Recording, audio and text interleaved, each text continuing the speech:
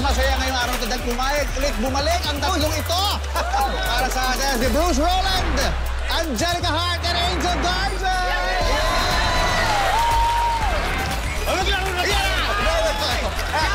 Itong game na to, nagawa na natin to before, pero ikikwento pa rin natin.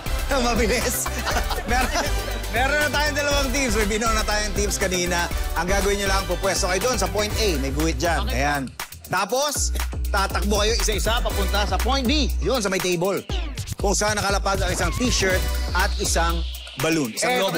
Ito kayo lang taas na gagawin ninyo sa point B. Ihahagis nyo ang balloon pataas. Habang nasa ere ang balloon, kailangan isuot nyo ang t-shirt. Tapos, hubarin nyo ang t-shirt. At kailangan maisuot nyo at mahubad nyo nang hindi sumasayad sa lupa yung lobo. Tama. Ibig sabihin, kung nakikita nyo pababa na yung lobo, kailangan yung paluin nyo pataas para hindi sumayad sa lupa habang nagsusuot at naghubad kayo ng t-shirt. At kapag naisuot nyo na at naihubad nyo na ang t-shirt, pwede nyo nang kunin ulit ang balloon at ilapag uli kasama ang t-shirt at pumanto na kayo ulit sa point A. Para i-next player, pumointa na naman kayo. Tapos pupunta na yung next player, papunta naman sa point B, and so on and so forth. Tama. Hindi kayo pwedeng bumalik sa point A hanggang di nyo nahubad at nasusuot yung t-shirt. Yan. Ingatan ang mga t-shirt na totoo dahil baka masama sa paghubad. Oo.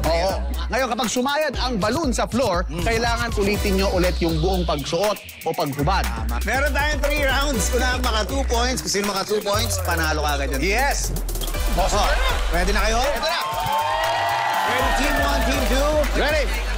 Ready! And go! Go! Bato? Taas! Tayan, taas!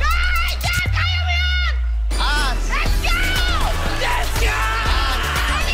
Ano? Annalyn, pwede pa. Pwede pa. Baba!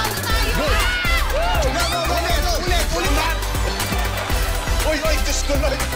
Jessica!